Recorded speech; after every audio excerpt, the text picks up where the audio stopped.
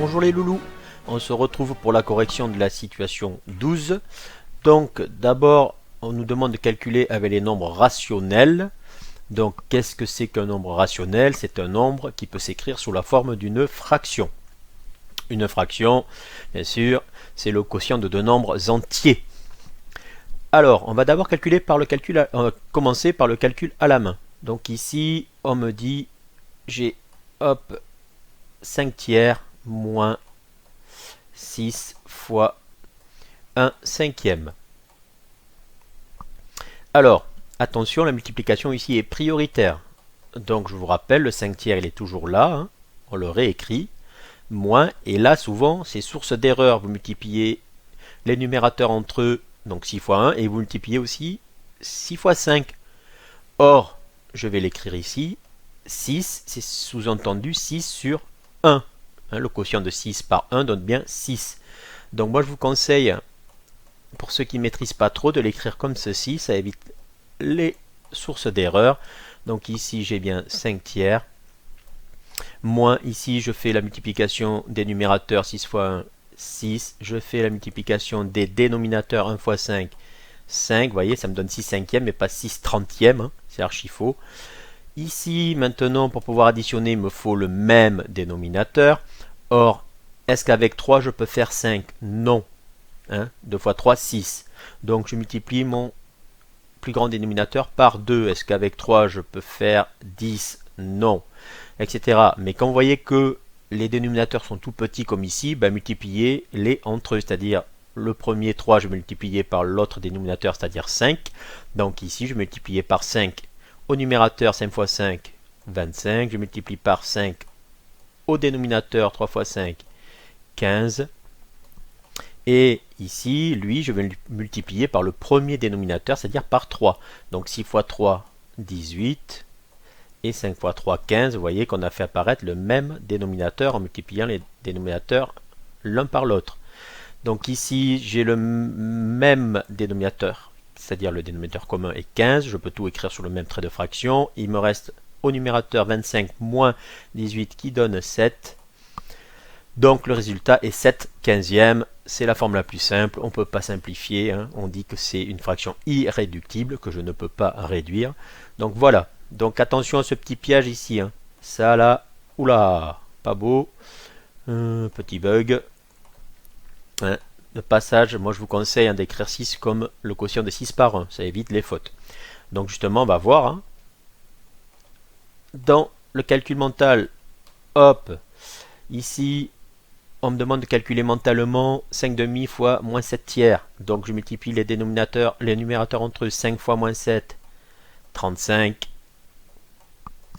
2 fois 3, 6, hop, ça doit fuser dans les têtes. Donc ceci, c'est moins 35 sixièmes. Là, justement, ne faites pas l'erreur, c'est pas moins 7 fois 8 sur moins 7 fois 5.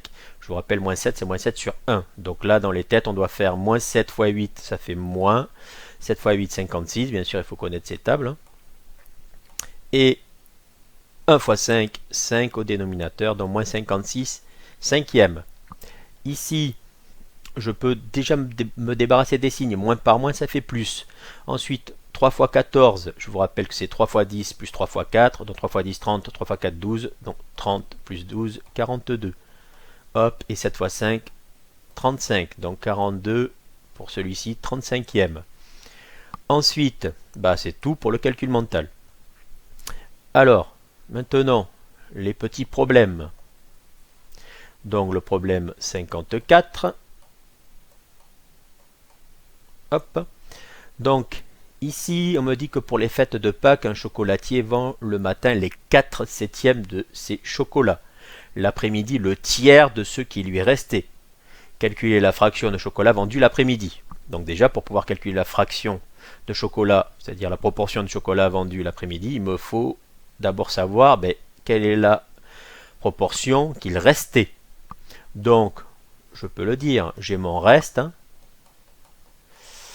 Mon reste qui est égal à quoi? Bien la totalité des chocolats. Comme ici j'ai un dénominateur de 7, la totalité c'est 7 sur 7 en proportion. De la totalité moins les chocolats qu'il a vendus, c'est-à-dire moins les 4 septièmes. Le matin, il a vendu les 4 septièmes des chocolats. Donc au départ, il y avait 7 septièmes, hein, la totalité, moins les 4 septièmes vendus le matin, il reste donc 3 septièmes de chocolat à vendre. Et ensuite, qu'est-ce qu'on me dit? On me dit qu'il a vendu le tiers de ce qui lui restait. Donc il a vendu le tiers de 3 septièmes, puisqu'il lui est resté 3 septièmes. C'est ce qu'on vient de calculer juste au-dessus. Je vous rappelle qu'en mathématiques, le 2, je le transforme par un multiplié. Donc, un tiers de 3 septièmes, c'est un tiers fois 3 septièmes. Là, je pourrais calculer numérateur fois numérateur 1 fois 3, 3, dénominateur fois dénominateur 3 fois 7, 21. Mais là, j'aurai pas la forme la plus simple. J'aurai 3 21e que je peux encore simplifier. Là, vous devez remarquer ici que, comme c'est un produit, j'ai 3 au numérateur ici, j'ai 3 au dénominateur ici. Eh bien, je peux les simplifier. Il va me rester directement 1 septième. Attention, j'ai le droit de faire ça parce qu'ici, j'ai une multiplication. Ce serait une soustraction ou une addition. Je n'aurais absolument pas le droit. Donc, ici, je peux répondre à la question. Donc, calculer la fraction de chocolat vendu l'après-midi. L'après-midi, hop,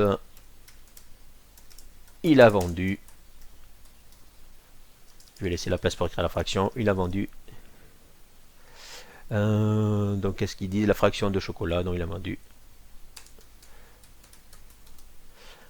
Voilà. Et là, j'ai trouvé un septième. Donc, l'après-midi, il a vendu un septième de chocolat. Alors, eux, ils ont dit fraction. Moi, j'aurais préféré le mot proportion, hein, bien sûr, qui est sous une forme de fraction ici. Mais une proportion, ça peut être aussi décimale et un pourcentage. Hein. Donc, pour le problème 54, c'est tout. Nous avons répondu à la question.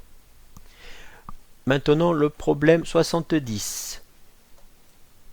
Pour le problème 70, ici. Alors, problème 70, on me dit que en 2010, au Parlement européen, la proportion de femmes élues était de 8/23e. 1/8e des députées européennes, c'est-à-dire des femmes hein, ici, étaient des Françaises. Elles étaient au nombre de 32. Donc, calculer le nombre total de députés.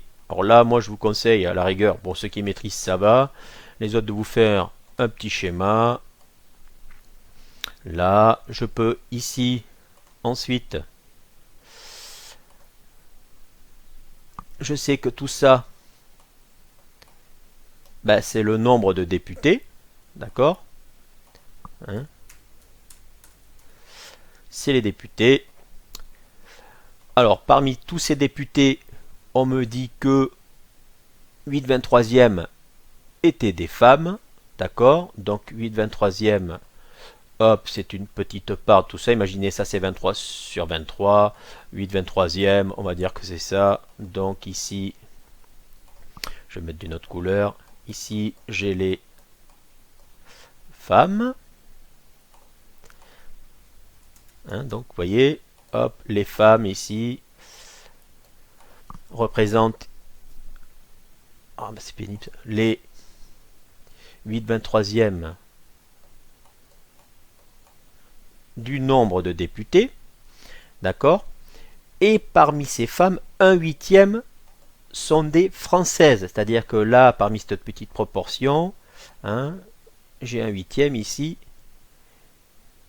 qui sont les Françaises. Hop, donc ici, hop, Française. Donc, le nombre de députés, parmi tous ces députés, 8/23e sont des femmes, et parmi ces 8/23e de femmes, il y a 1/8e de Françaises. Donc, la proportion de Françaises parmi tous les députés, ben, ça va être 1/8e de 8/23e. Donc 1/8e de 8/23e, c'est 1/8e fois 8 sur 23. Hein? Donc ici, je peux simplifier les 8. On vient d'en parler tout à l'heure. Il reste 1/23e. Donc déjà, on peut le dire. Les députés française représentée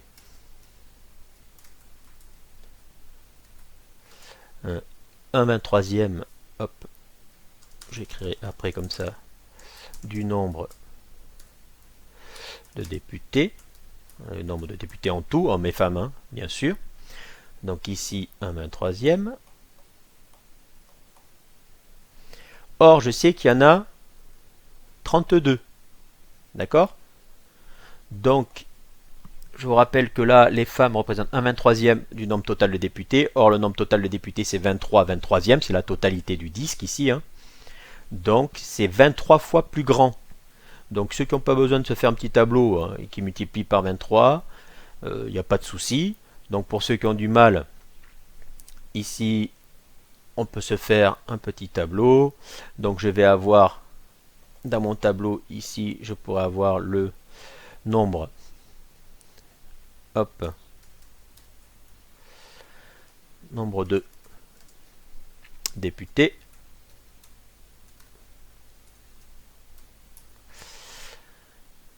Voilà. Je pourrais après avoir la proportion.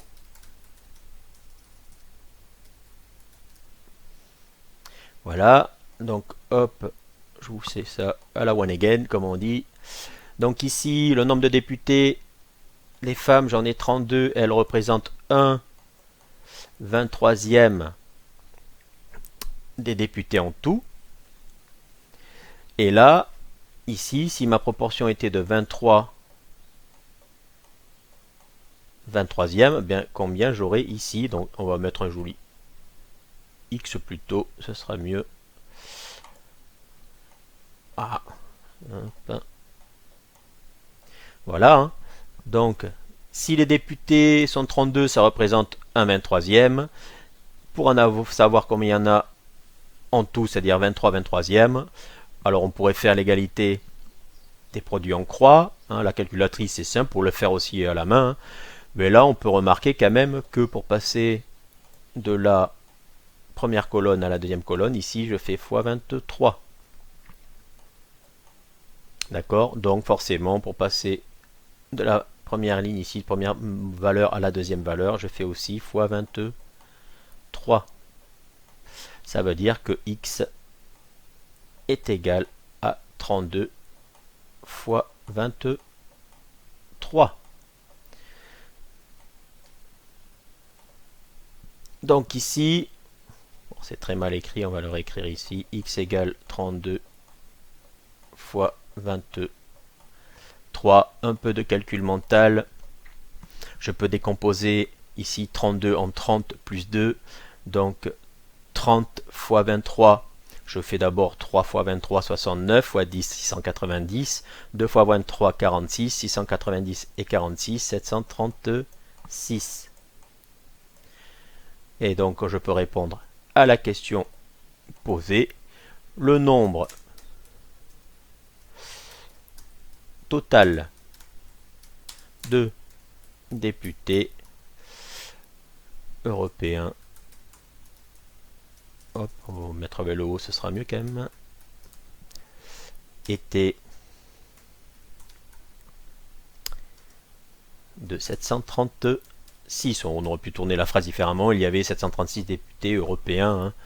Hein. C'est en 2010. Hein, voilà. Donc le nombre total de députés européens était de 736 en 2010. On peut le dire. Soyons précis. Donc voilà. Nous avons répondu à la question. Je vous dis à bientôt. Merci.